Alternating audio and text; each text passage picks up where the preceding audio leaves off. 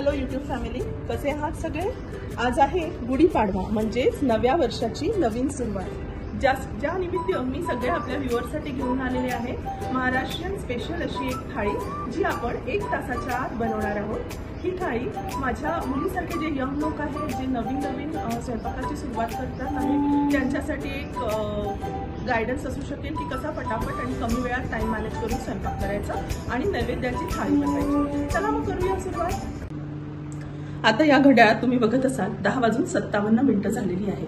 याच्यापासून बरोबर 1 तासात आपली थाळी ही कंप्लीट होणार आहे। चला सुरुवात करूया फटाफट।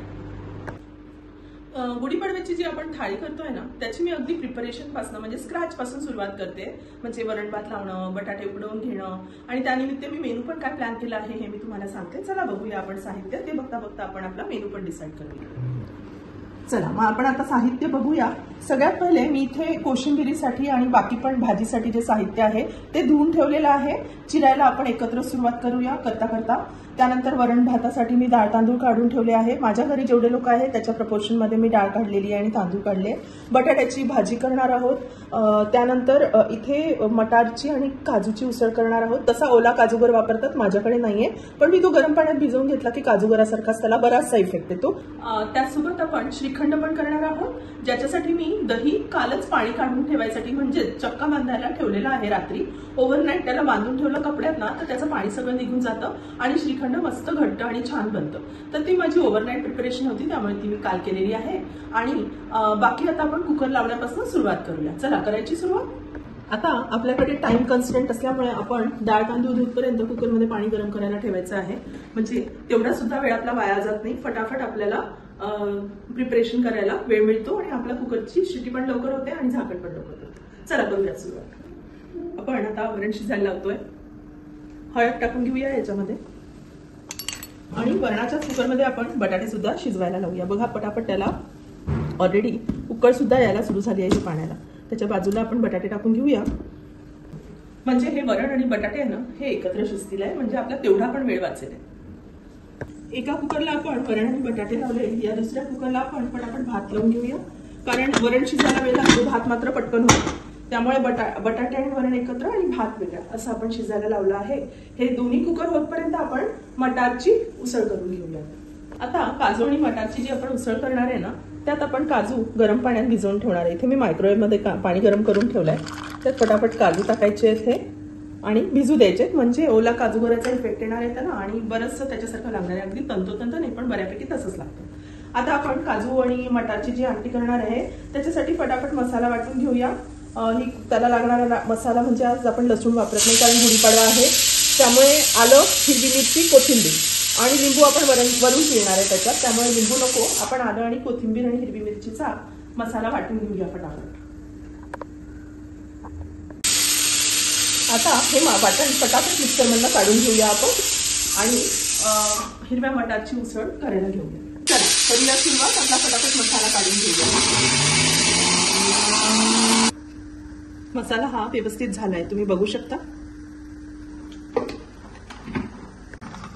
चला पॅन ठेवूया गरम व्हायला। आपल्याला वाटाण्याची उसळ करायची आहे, याच्यामध्ये तेल टाकून घेऊ। तेल याला काही फारसे लागत नाही, कारण ऑलरेडी उसळ करतोय ना, त्यात आपण नारळाचं दूध वापरणार आहे, त्यामुळे तेलाची एवढी गरज नाही। तेल तापलंय की आपण त्याच्यामध्ये मोहरी आणि जिरं तडतडायला ठेवूया।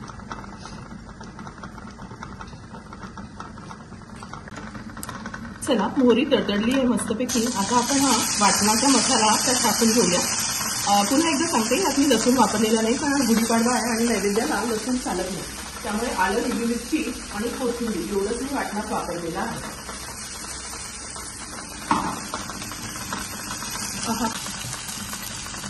आता मसाला छान परतवून झालाय। आपण यात हळद, तिखट, थोडं धने पावडर आणि काळा मसाला हे बेसिक मसाले टाकून घेतो आहे। हे मसाले परतवूया आणि लगेच यात आपल्याला वाटाणे टाकायचे, कारण तेल कमी असल्यामुळे मसाला जळेल, त्यामुळे लगेच। इथे मी फ्रोझन मटार वापरते आहे, तुम्ही ताजे मटार सुद्धा वापरू शकता।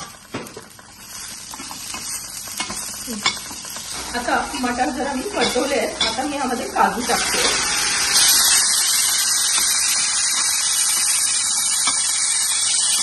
आता मिक्स झालंय यात आपण आता नारळाचं दूध ऍड करायचंय आणि नारळाचं दूध ना मी विकतचं वापरते त्यामुळे फार ठीक आहे. तुम्ही हवं असेल तर घरचं नारळाचं दूध काढून वापरा. यात मी थोडं पाणी पण ऍड करते कारण थिकनेस आपल्याला हवा तसं करता येईल. आता उकळ यायला सुरुवात झालेली आहे. या स्टेजला मी यामध्ये थोडीशी साखर चवीपुरती आणि मीठ व लिंबू ऍड करून घेणार आहे. मीठ आणि लिंबूनी ना छान फ्लेवर, लिंबाने स्पेशली छान फ्लेवर येते. मीठ तुमच्या चवीप्रमाणे घाला तुम्ही. आता मीठ घालून झालंय. आता मी थोडंसं लिंबू पिळून घेते. बिया वेगळ्या करायला मी हातावर आधी लिंबू पिळून घेते रस आणि मग हळूहळू ऍड करेन. आता मस्तपैकी बघा उकळ आली आहे आपल्या मटारच्या उसळीला आणि आपले कुकर पण झाले आहेत हे शिजतपर्यंत. आता इथे छान कोथिंबीर ऍड करूया आणि आपण ही मटारची उसळ काढून घेऊया. आता 20 मिनिटं झाली आहे. या 20 मिनिटांमध्ये माझी मटारची उसळ करून रेडी आहे. काकडी कापून रेडी आहे, हिरवी मिरची, कढीपत्ता धुतलेला आहे, कोथिंबीर कापलेली आहे. मी पुरीसाठी पीठ पण मळून घेतलेलं आहे.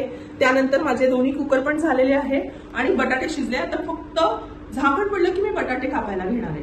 आता खमंग काकडीसाठी मी कोथिंबीर कापलेली टाकली आहे, थोडी हिरवी मिरची टाकली आहे.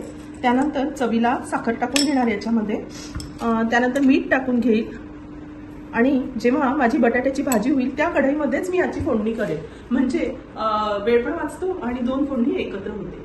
आता कुकर पडलाच आहे आणि मी आता बटाटे काढायला घेणार आहे त्यातून.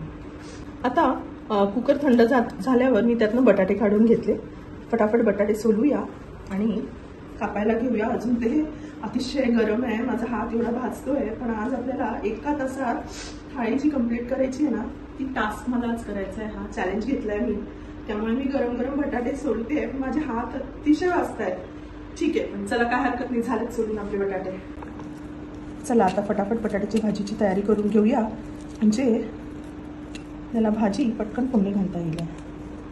बटाट्याच्या भाजीची तयारी झालेली आहे. आता आपण काकडीची कोशिंबीर आणि बटाट्याची भाजी याची एकत्र फोडणी करणार आहे, ज्यामुळे आपला वेळ पण वाचणार आहे आणि भांडी पण कमीत कमी खरकटी होतात. By the way YouTube family, आज माझा ना तुम्ही आवाज जरा इग्नोर करा कारण मला I am having bad cold and cough today. तर मला खूप खोकला सुद्धा येतो आहे आणि फोडणीचा ठसका जरा जास्त बसतोय. पण please ignore my voice today. चला आपली जिरे मोहरी तडतडली आहे आणि आपली खमंग काकडी आणि भाजी याची कंबाईंड फोडणी तयार होते आहे. आपण पटापट यात हिंग घालून घेऊ, थोडासा हळद, कारण हळदीशिवाय कुठल्याही सणावारचा स्वयंपाक होत नाही. त्यामुळे थोडीशी मिरची आणि वी आर डन विथ आवर फोडणी. वी आर डन विथ आवर फोडणी ऑफ खमंग काकडी. मस्त खमंग काकडीचा खमंगच फोडणीचा वास येतो आहे. इतका छान अरोमा येतो आहे ना घरामध्ये. आता ही खमंग काकडीची फोडणी तयार झाली आहे. आता मी आज फटाफट कढीपत्ता ऍड करेन म्हणजे बटाट्याच्या भाजी करता पण फोडणी होऊन जाईल. इतका छान वास येतोय ना खमंग, मस्तच, सो यमी. आपण सणावरच्या स्वयंपाकामध्ये कांदा आलं लसूण वापरत नाही तरी पण इतकी छान खमंग होतात गोष्टी ना, माहिती नाही. सणावरचा स्वयंपाक खूपच छान लागतो. आता आपण या बटाटे ऍड करून घेतले. यात आपण पिसलेलं बारीक आलं पण ऍड करून घेतोय. आल्याने खूप छान फ्लेवर येतो बटाट्याच्या भाजीला. आता यात पटापट मीठ टाकून घेऊया आणि झाकण काढून वाफ काढूया. थोडं धणे पावडर झालं आणि हलवून घेऊ. याला छान स्टर देऊ आणि मग झाकण काढून वाफ काढू. आपण खमंग काकडीमध्ये शेंगदाण्याचा कूट ऍड करून घेऊया कारण शेंगदाण्याच्या कुटाशिवाय खमंग काकडी मस्त लागत नाही आणि लिंबू पण मस्त आहे खमंग काकडीमध्ये. थोडं लिंबू टाकून घेऊ. मीठ मात्र सगळ्यात शेवटी ऍड करू आपण या, किंवा ऍड केलंही असेल तर कालवू नका, नाहीतर मग पाणी सुटेल काकडीला आणि कोशिंबीर जरा पचपचीत होईल. चला आता फक्त पुऱ्या व्हायच्या बाकी आहेत. आता मी पुऱ्या इथे फटाफट लाटून घेते.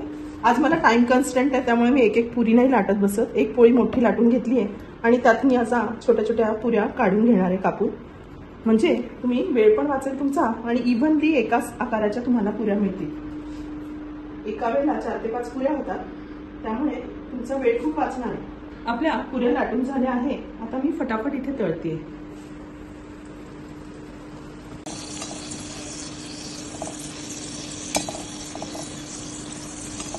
आहा, बघा काय मस्त टमटमीत फुगलेली पुरी. Wow, doesn't it look yummy.